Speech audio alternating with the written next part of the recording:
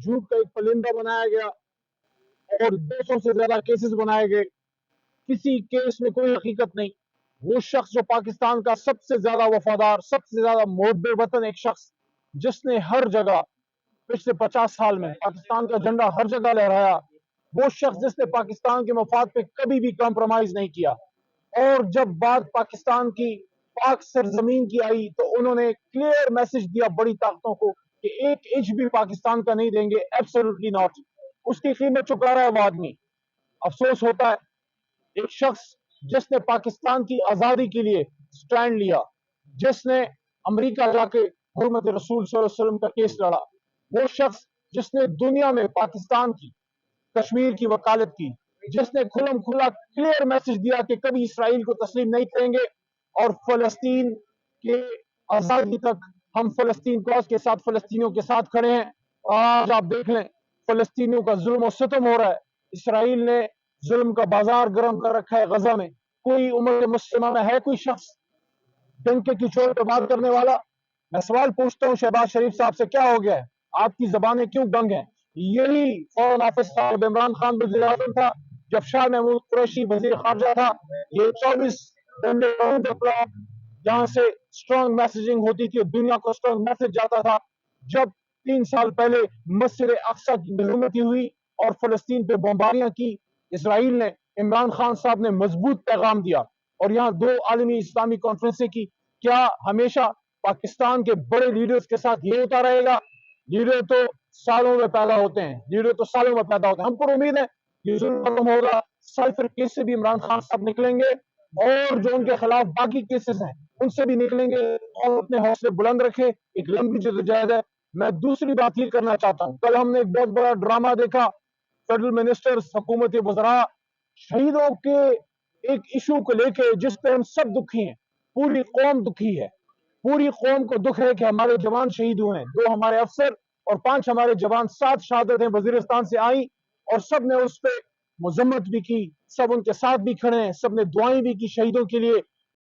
कल का सूरज चढ़ा, हम और जाती अनाद में पागलपन की पहुंच गए हैं हुकूमती वज़रा। आप मुहब्बत वतन पाकिस्तानियों को दहशत गर्दों से जोड़ रहे हैं।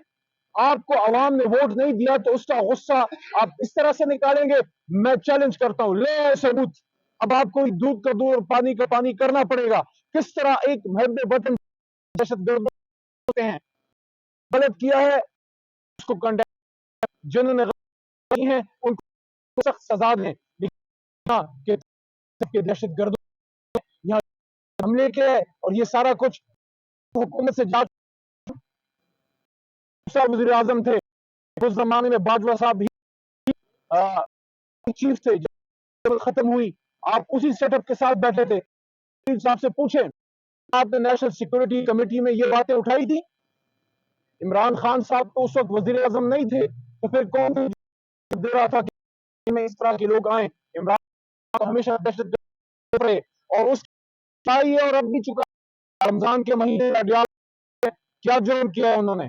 तो मैं हुकूमती वज़रा को ये कहना चाहता हूँ, होश के नाखुन लें, अपने हारे हुए मैंडेट की का बोझ और उसका गुस्सा इस तरीके से ना निकालें। शहीदों की शहादतों को मुतनाज़ ना बनाएं। ये शहीद किसी एक जमात या हुकूमत के नहीं, ये पूरी कौम के शहीद होते हैं। और इमरान खान साहब ने हमेशा ये बात की थी कि मुल्क भी मेरा है और फौज भी मेरी है, तो ये बात वहां पे खत्म हो गई। अब आगे बात करते हैं।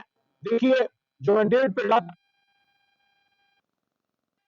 पाकिस्तानी अवाम का है, ये कोई इमरान खान साहब की, अली मोहम्मद की या शाह महमूद कुरैशी की की जाती लड़ाई नहीं है।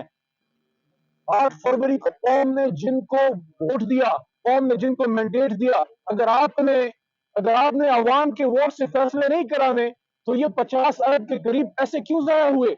मैं फिर ये कहता हूँ, आप घर बैठे फॉर्म 47 जारी कर दिया करें। आज जो शख्स वजीर आजम है, जो वज़ीर आला साहब है पंजाब की, वो लोग अपनी सीटें हार चुके हैं। आपकी फेडरल कैबिनेट की मेजोरिटी अपनी सीटें हार चुके हैं और खवातीन पे अपनी सीटें हार चुके हैं। हम सब की माँ है रिहाना डार साहिबा, वो अपनी सीट जीत चुके हैं ख्वाजा आसिफ साहब से। इसी तरह मियां नवाज शरीफ अपनी सीट हार चुके हैं। डॉक्टर यास्मीन राशिद पे शहबाज शरीफ साहब अपनी सीट हार चुके हैं। मोहतरमा मरियम नवाज साहब अपनी सीट हार चुकी हैं। हसन इकबाल साहब अपनी सीट हार चुके हैं। अताउल्लाह तारड़ साहब जो कल बढ़ बढ़ के बोले, ختم ہونے والی کہانی بہرحال بہرحال بہرحال انشاءاللہ عدالتوں میں، ٹرائیبیونل میں، پارلیمان میں، روڈوں پہ ہم اس مینڈیٹ کے تحفظ اور اس کی واپسی کے لیے اپنی پرامن سیاسی قانونی جدوجہد جاری رکھیں گے۔ کون بنائے گا پاکستان؟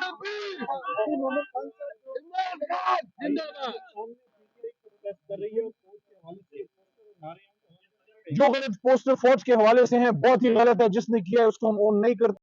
احتجاج حق ہوتا ہے، کسی بھی احتجاج ہوا اس کے حوالے سے اور جو لوگ وہاں پہ آئے اس میں اگر ہمارے خلاف کسی نے نعرے بازی کی ہے، بہت غلط کیا ہے، اس کو طریقے سے آپ اون نہیں کرتے۔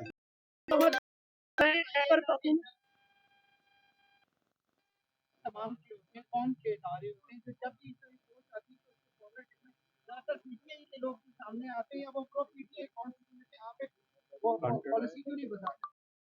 دیکھیں اس کو آپ نقطے جوڑیے کہ شہید ہوتے ہیں، شہادتیں آتی ہیں، پوری قوم سوگوار ہے، اچانک کہیں سے کچھ پوسٹیں ہوتی ہیں، پھر اچانک دو فیلڈ منسٹر آ کے پورا دن وہ میڈیا پہ بیٹھ کے اپنا پروپیگنڈا بیچتے ہیں۔